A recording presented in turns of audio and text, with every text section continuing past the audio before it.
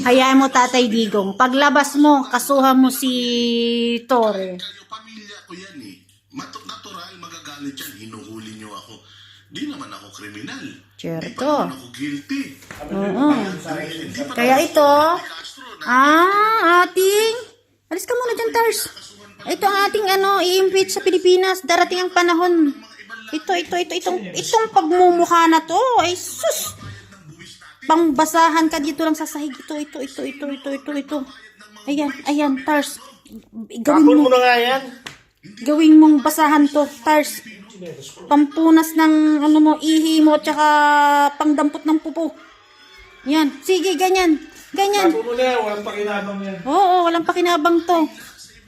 Walang pakinabang tong nilalang na to. Yan. Ututan mo, Tars. Kaya mo. tayo. Sinakop tayo.